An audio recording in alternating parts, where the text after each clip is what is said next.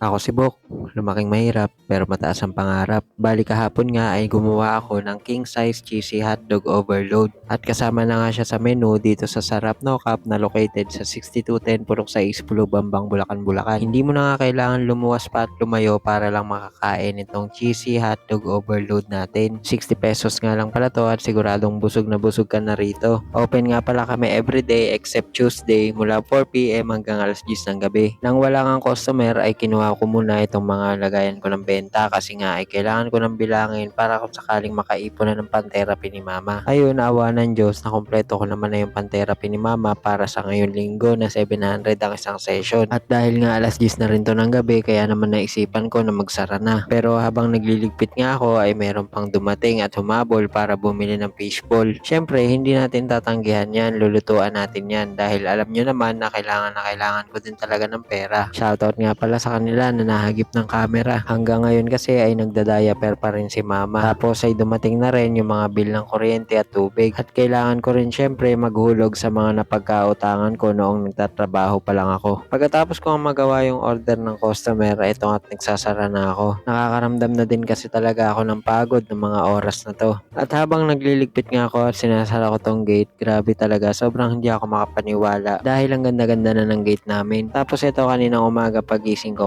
maliligo na sana ako kaya lang napakasakit talaga ng dibdib ko. Nag-video nga ako dito kasi baka mamaya ay may mangyari sa akin para at least kahit papano ay malaman nyo. Kumikirot talaga yung dibdib ko, hindi ko alam kung dahil sa sobrang pagod na rin siguro tsaka sa puyat. Pero kahit ganoon ay patuloy pa rin, laban lang. At dinahan-dahan ko nga lang yung pagbabike para makabili ng mga kailangan. Pagka uwi ko ng bahay ay dumiretso na kagad ako dito sa may kabila para maglaba. At dahil nga alas 12 na rin to kaya naman sinabay ko na yung pagkain kasi tapos naman na ako maglaba ay sasampay na lang lahat. Hanggang sa mga oras na to ay sobrang sakit pa rin nga ng dibdib ko. Yung tipong anytime parang aatakihin ako sa puso. Tapos ito pa yung ibang ligpitin ko. Sobrang naipon nga lahat ng mga damit na kailangan tupiin at ganyan ko nga lang maasikaso. Ramdam ko na nga dito yung antok, yung hilo, yung sakit ng dibdib, yung pagod, yung puyat, lahat-lahat na. Medyo naiiyak na nga lang ako sa pagod pero buti na lang talaga at nandito si Tita Lena. At least kahit mga ilang linggo ay matutulungan niya ako. Bali ngayon ang ginagawa niya ay naghuhugas ng plato at nagluluto. Kaya naman kahit papano ay nagagawa ko pa rin yung ibang bagay na dapat kong gawin. At dahil birthday nga ni Lolo Peli ngayong araw ay dumayo nga dito sa amin sila Lola Tale. Galing pa nga sila ng Tondo at pumunta nga sila dito sa Bulacan, Bulacan. Si Lola Tale nga pala ang nanay ng tatay ko at si Lola Pe naman ang nanay ng nanay ko. O paano? Hanggang dito na lang muna itong video natin na to.